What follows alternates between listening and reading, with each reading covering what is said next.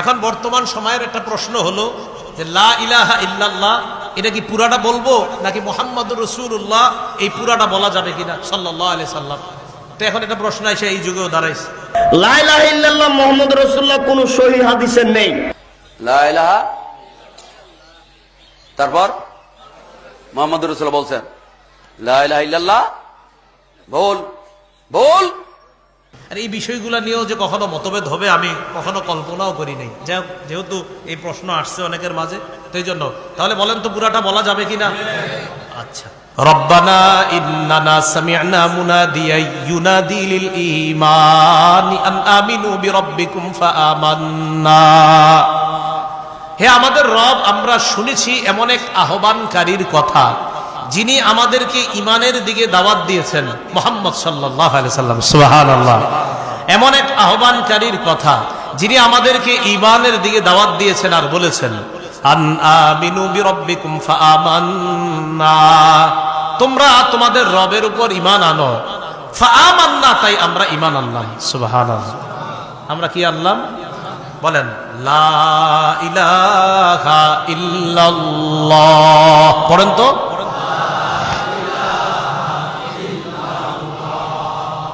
এখন আমরা যে ঈমান আনলাম, কি আনলাম? ঈমান আনলাম। এখন বর্তমান সময়ের একটা প্রশ্ন হলো যে লা ইলাহা ইল্লাল্লাহ এটা কি পুরাটা বলবো নাকি মুহাম্মাদুর রাসূলুল্লাহ এই পুরাটা বলা যাবে কিনা সাল্লাল্লাহু আলাইহি সাল্লাম। তো এখন এটা প্রশ্ন এসে এই যুগেও দাঁড়াইছে। লা ইলাহা ইল্লাল্লাহ মুহাম্মাদুর রাসূলুল্লাহ সাল্লাল্লাহু আলাইহি সাল্লাম, এই পুরাটা একসাথে বলা যাবে কিনা? লা ইলাহা ইল্লাল্লাহ মুহাম্মাদুর রাসূলুল্লাহ এই পুরাটা একসাথে বলা যাবে কিনা? প্রথম কথা, ক্বালা রাসূলুল্লাহ সাল্লাল্লাহু আলাইহি ওয়াসাল্লাম মান ক্বালা লা ইলাহা ইল্লাল্লাহ মুখলিসা দাখালাল জান্নাহ। রাসূলুল্লাহ সাল্লাল্লাহু আলাইহি সাল্লাম বলেন, ইখলাসের সাথে যদি কেউ লা ইলাহা ইল্লাল্লাহ পড়ে সে জান্নাতে প্রবেশ করবে। তো এখন প্রশ্ন হলো লা ইলাহা ইল্লাল্লাহ মুহাম্মাদুর রাসূলুল্লাহ এই পুরাটা একসাথে পড়া যাবে কিনা? কিতাবের নাম আল আহাদিসুস সাবআহ মিনার রাসাইলিস সালাসিল হাদিসিয়াহ। ইমাম আবু হানিফা রাহমাতুল্লাহি আলাইহির বক্তব্য, তিনি বলেন লাকিতু সাবআ মিন আসহাবিন নবী সাল্লাল্লাহু আলাইহি ওয়াসাল্লাম। ইমাম আবু হানিফা বলেন, আমি মুহাম্মদ সাল্লাল্লাহু আলাইহি সাল্লামের 7 জন সাহাবীর সাথে সাক্ষাৎ করছি। তাদের মাঝে একজনকে আমি বলতে শুনেছি। কি বলতে শুনেছি? ক্বালা রাসূলুল্লাহ সাল্লাল্লাহু আলাইহি ওয়াসাল্লাম, নবীজি বলেন দাখালতুল জান্নাহ, আমি জান্নাতে প্রবেশ করলাম। ফারাআইতু ফি আরিদিল জান্নাহ, আমি জান্নাতে প্রবেশ করার পর জান্নাতের মধ্যে একটা লাইনের মধ্যে লেখা দেখলাম লা ইলাহা ইল্লাল্লাহু মুহাম্মাদুর রাসূলুল্লাহ। পড়া যাবে নি পুরাটা? এই লেখা কই আছে? জান্নাতের মধ্যে পুরাটা পড়া যাবে, সমস্যা নেই। ঠিক আছে না? আচ্ছা, কিতাবুল আসার লিল ইমাম আবি হানিফা বাবুল উদহিয়া কোরবানি শিরোনাম 175 নম্বর পৃষ্ঠা। এখানে আসছে ইমাম আবু হানিফা রাহমাতুল্লাহি আলাইহির কিতাব কিতাবুল আসার লিল ইমাম আবি হানিফা বাবুল উদহিয়া 175 নম্বর পৃষ্ঠা। দহা রাসূলুল্লাহ সাল্লাল্লাহু আলাইহি ওয়াসাল্লাম বিকাবশাইনি আমলাহাইন, আল্লাহ রাসূল সাল্লাল্লাহু আলাইহি সাল্লাম দুটি দুম্বা জবাই করলেন, কুরবানি করলেন। কয়টি? যাকাত যাবাহা আহাদাহুমা আন নাফসি, দুইটার মধ্যে একটা জবাই করলেন নিজের পক্ষ থেকে, তার মানে একটা পশু নিজের পক্ষ থেকে জবাই করলেন। বাকি রইল কয়টা? আরেকটা। ওয়াল আখার আম্মান ক্বালা লা ইলাহা ইল্লাল্লাহু মুহাম্মাদুর রাসূলুল্লাহ সাল্লাল্লাহু আলাইহি সাল্লাম, একটা নিজের পক্ষ থেকে জবাই করলেন, আরেকটা তাদের পক্ষ থেকে জবাই করলেন যারা বলে লা ইলাহা ইল্লাল্লাহ মুহাম্মাদুর রাসূলুল্লাহ, এই তাদের পক্ষ থেকে আরেকটা পশু জবাই করলেন। তো পুরাটা বলা যাবে না, কোনো সমস্যা নেই। কেউ যদি পুরাটা বলে কোনো সমস্যা নেই। আর এই বিষয়গুলো নিয়েও যে কখনো মতভেদ হবে আমি কখনো কল্পনাও করি নাই, যেহেতু এই প্রশ্ন আসছে অনেকের মাঝে, তো এই জন্য তাহলে বলেন তো পুরাটা বলা যাবে কিনা? আচ্ছা, একটা কিতাব আছে হাদিসের নাম আল জামিউস সগীর, 1 নম্বর খণ্ড 645 নম্বর পৃষ্ঠা। এই আল জামিউস সগীরের 645 নম্বর পৃষ্ঠার বর্ণনাকারী সাহাবী আনাস ইবনু মালিক রাদিয়াল্লাহু তাআলা আনহু। عن أنس بن مالك رضي الله تعالى عنه قال قال رسول الله صلى الله عليه وسلم دخلت الجنة। আনাস রাদিয়াল্লাহু তাআলা আনহুর বক্তব্য, তিনি বলেন রাসূলুল্লাহ সাল্লাল্লাহু আলাইহি সাল্লাম বলেন আমি জান্নাতে প্রবেশ করলাম।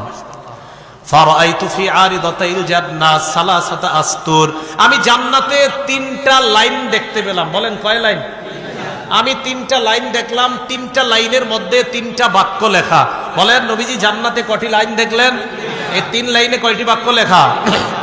আস-সাতরুল আউয়াল, প্রথম লাইনের মধ্যে লেখা, ও প্রথম লাইনের মধ্যে দ্বিতীয় লাইন আর তৃতীয় লাইন, প্রত্যেকটি লাইন স্বর্ণ দিয়ে লেখা। কি দিয়ে লেখা? আমি আরেকটা বর্ণনা পেয়েছি, বিজ্জাহাব আসছে, স্বর্ণ দিয়া। এখানে আসছে লা বিমাইজ যাহাব, মানে স্বর্ণের কালি দিয়া, এমন না। রাসূল বলেন স্বর্ণ দি। আরে স্বর্ণের কালি না, সোনালী রং দিয়া আমরা অনেক কিছু লিখি না, না সোনালী রং না, ডাইরেক্ট স্বর্ণ। তো ওখানে লেখা, প্রথম লাইনের মধ্যে লেখা আস-সাতরুল আউয়াল, প্রথম লাইনের মধ্যে লেখা লা ইলাহা ইল্লাল্লাহ মুহাম্মাদুর রাসূলুল্লাহ সাল্লাল্লাহু আলাইহি সাল্লাম। তাহলে প্রথম লাইনের মধ্যে স্বর্ণাক্ষরে লেখা লা ইলাহা ইল্লাল্লাহ মুহাম্মাদুর রাসূলুল্লাহ। ওয়াস-সাতরুস সানি, দ্বিতীয় লাইনের মধ্যে লেখা মা কদ্দামনা ওয়াজাদনা। দ্বিতীয় লাইনের মধ্যে লেখা দুনিয়াতে থাকতে আমল নামা যা পাঠিয়েছি, দান সদকা যা করেছি সব পেয়ে গেছি। এটা দ্বিতীয় লাইনে লেখা।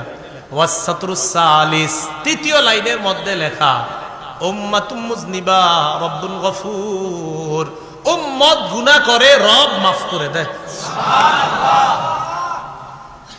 আচ্ছা, পুরাটা উদ্দেশ্য না। তাহলে একজন আহ্বানকারী আমাদেরকে আহ্বান জানিয়ে বলেছেন তোমরা রবকে বিশ্বাস করো। আমরা রবের প্রতি বিশ্বাস আনলাম, তা আমরা ঈমান আনলাম, আমরা কালিমাতুত তাওহীদ স্বীকার করলাম, লা ইলাহা ইল্লাল্লাহ এটা আমরা মেনে নিলাম। হ্যাঁ, আমরা পুরাটা মানি আল্লাহ ছাড়া কোনো ইলাহ নাই, মুহাম্মদ সাল্লাল্লাহু আলাইহি সাল্লাম আল্লাহর বান্দা এবং শেষ নবী, এটা আমরা মানি। মুহাম্মদ সাল্লাল্লাহু আলাইহি সাল্লাম আল্লাহর বান্দা এবং শেষ নবী।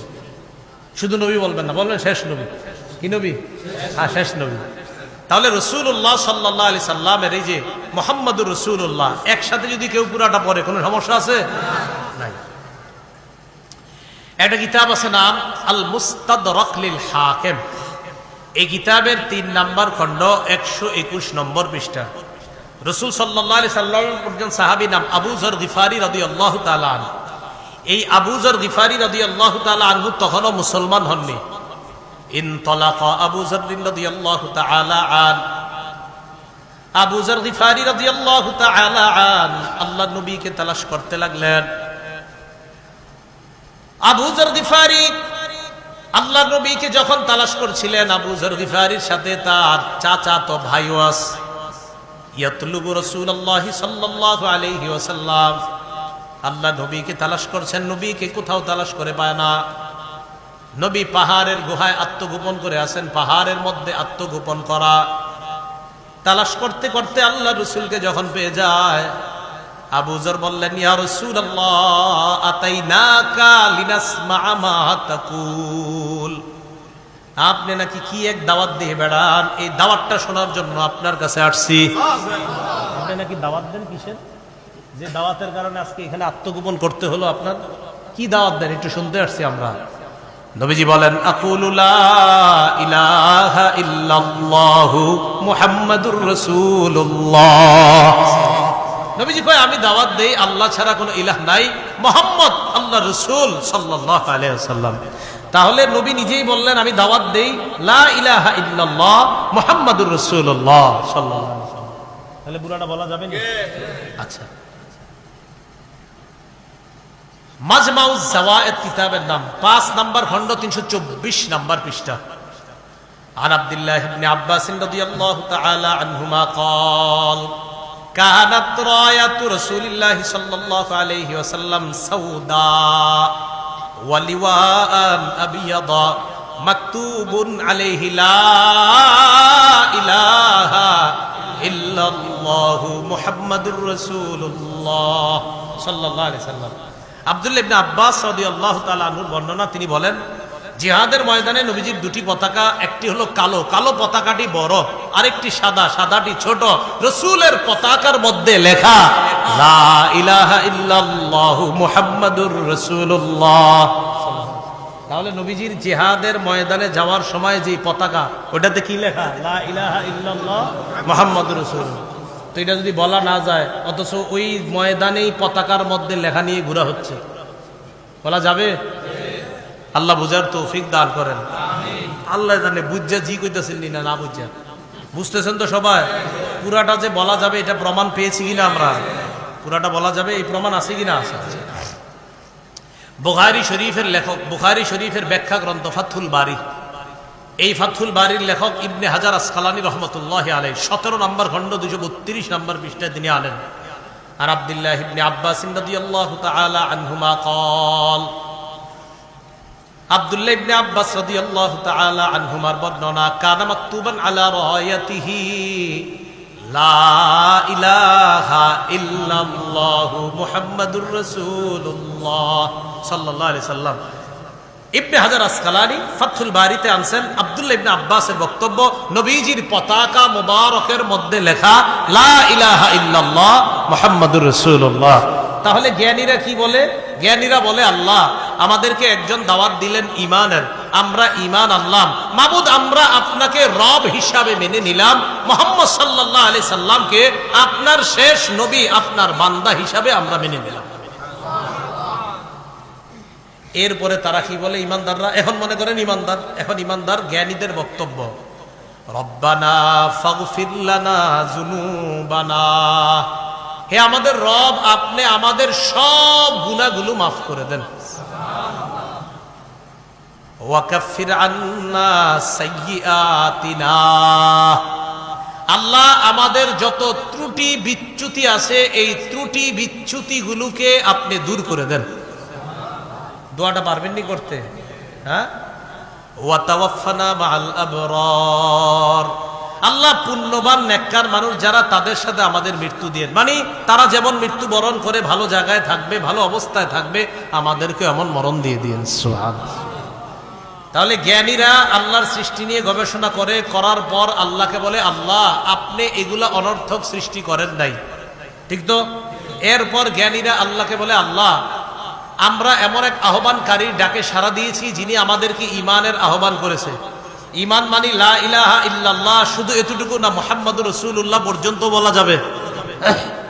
এরপরে জ্ঞানীরা বলে, আল্লাহ আপনি আমাদের গুনাহগুলা মাফ করে দেন, আর আমাদেরকে আপনি সমস্ত ত্রুটি বিচ্যুতিগুলা আছে এগুলা দূর করেন, আমাদেরকে নেককারদের সাথে মৃত্যু ঘটায়া দেন।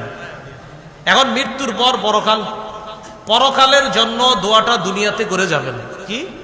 রব্বানা ওয়া আতিনা মা ওয়া'আদতানা আলা রুসুলিকা ওয়া লা তুখজিনা ইয়াউমাল কিয়ামাহ, আল্লাহ আপনি আপনার রসুলদের মাধ্যমে যে ওয়াদা আমাদেরকে করেছেন, এই ওয়াদা আমাদেরকে দিয়ে দেন। এর মানে আপনি রসুলদের মাধ্যমে জানিয়ে দিয়েছেন ঈমান আনলে, নেক আমল করলে জান্নাত, ওই জান্নাতের মেহমান আমাদেরকে বানায়া দেন।